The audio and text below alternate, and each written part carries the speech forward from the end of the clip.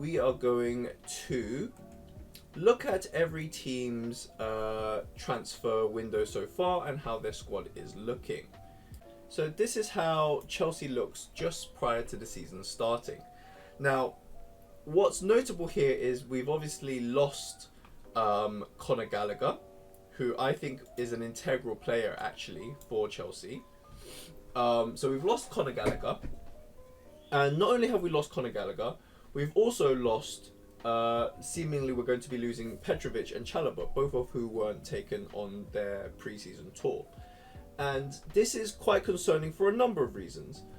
Obviously, if you look at their first squad, for a team who historically, at least throughout my lifetime, have been near the top of the game, I feel like we're entering a phase where Chelsea is unfortunately going to end up in mid-table mediocrity. There's not a lot of squad depth I see here. An injury to Palmer, an injury to Cucurella, there's not a lot of good replacements. We have Chilwell, he's been off the boil.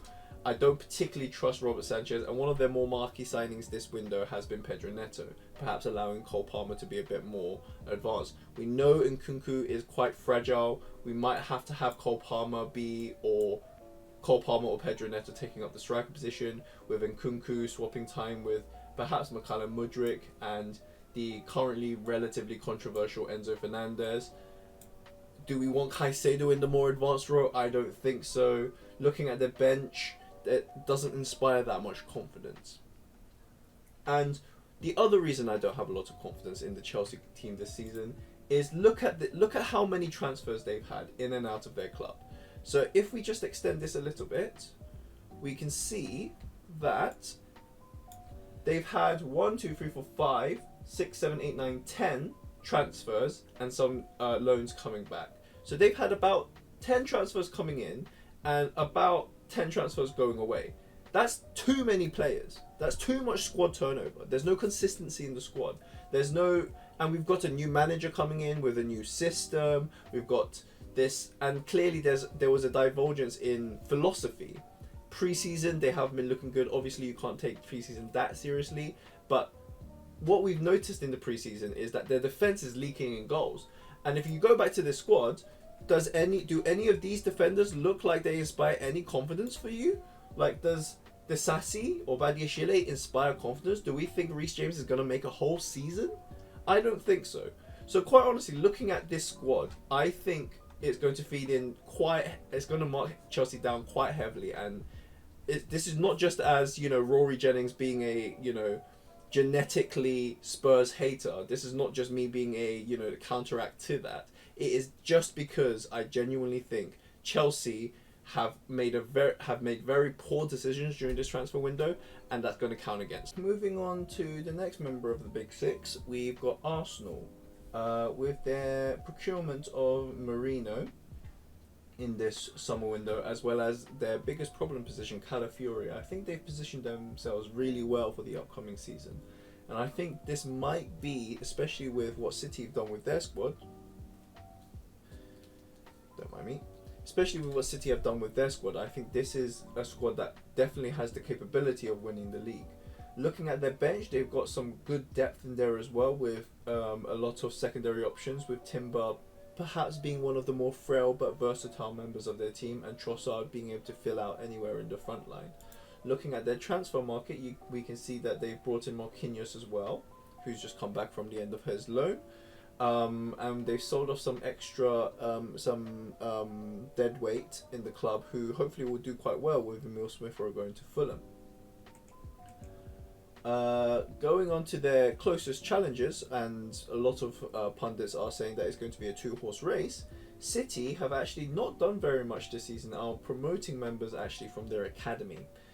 And I think that's a good move for them. I feel like, with PFA rules, they need to play quite tight with their fast and loose with their budget. They've gotten rid of Alvarez, and they've got a versatile winger in Savio from Girona, and they've already had a lot of depth over the past couple of years for forging a solid back line already with Ruben Dias and Stones, and having good left back / centre back options in Gvardiol and Akanji, and good attacking options with Doku and Grealish.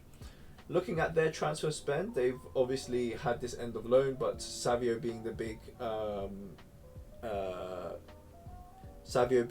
transfer coming in, and with Julian Alvarez as well as Couto going to Dortmund, I think they've had a very successful and profitable transfer window.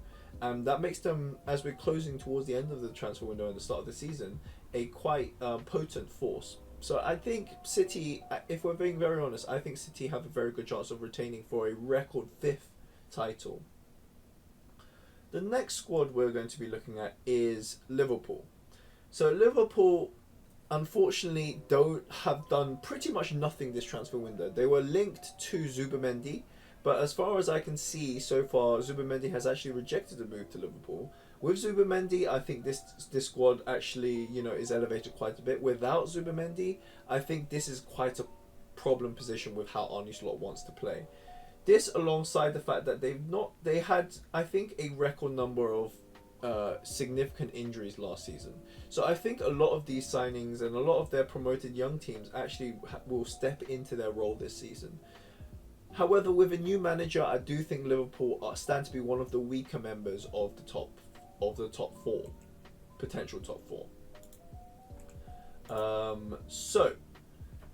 We'll look at Liverpool's transfers so far. So they've brought in Ramsey from Wigan, just coming back from the end of his loan. And we can see that they've actually sold Fabio Carvalho, which was one of the actual options, for a good amount of money. And this might actually pave the way for somebody else coming in, such as Zubimendi, if that's still on the table. Next is the other chaos team in the league outside of Chelsea, trying to go for a rebuild, which is United. Now, looking at their squad, I think you can see here what I've done, which is I've taken off their members who are injured, and it's reported that De Ligt and Mazraoui are coming in. With these two coming in, I think they stand a much better chance of reaching the top 4, and ultimately I think that's the limit for United. I don't think they're going to be challenging for the season, and I think they need to know that. They need to know that they're in a fight for top 4 and just play like they're a team playing for the top 4 with a view of building. They've actually, promoted a lot of young talent. So they've got Pellistri, they've got Diallo, they've got Garnacho and Mainu, who are making first team appearances. Amrabat is one of those players who I feel like is going to be quite cheap, but is he even worth that? That's a question that needs to be answered. And they've already started their summer with an injury to one of their biggest signings, Yoro, to one of their marquee signings last summer window, with Højlund being injured in their friendlies. And we know Luke Shaw and Maguire have been injured for a while, and their fitness is always questionable. So I think that's what stands United in maybe less good stead than you'd expect. So obviously they've had 100 million outlay, but they've, balanced that with quite a few sales, with Wan-Bissaka going to West Ham, balancing the books, and notably Mason Greenwood going to Marseille for a sizable fee. I think, their transfers from last season should come back, with Mason Mount coming back from injury and taking part in a couple of, significant friendlies. And then going on to my team. Now, this might be just the delusions of a Spurs fan, and I'm just going to title this part of the video Delusions of a Spurs Fan. But I genuinely think almost nobody has had as good a transfer window as Spurs. Spurs have actually, fortified their weakest position, which is a striker. What Ange wants is a striker who will sit in attack and, provide one-shot tap conversions on chances created. And that's what Solanke does. He's one of the top 5 strikers in the Premier League with 20 goal contributions, or I believe nearly 20 goals last season. And that's playing for Bournemouth. And no shade to Bournemouth, but you have to say Spurs is a high caliber of team. And looking at this team, as well as their bench, and yes, obviously I've gone into their bench a bit more because as a Spurs fan I would, you can almost make a full second team with their transfer. Bergvall has looked very, very bright during pre-season. Richarlison, had a purple patch last season. We've confirmed Werner. We have Dragusin to bolster up this defense. Archie Gray looks like a nice, versatile young player. And we've got some solid young talent coming through in Mikey Moore. We've got solid veterans in the game with Ben Davies. And we've got Sarr, who is, I believe, the preferred centre mid, although Bentancur was out for a while.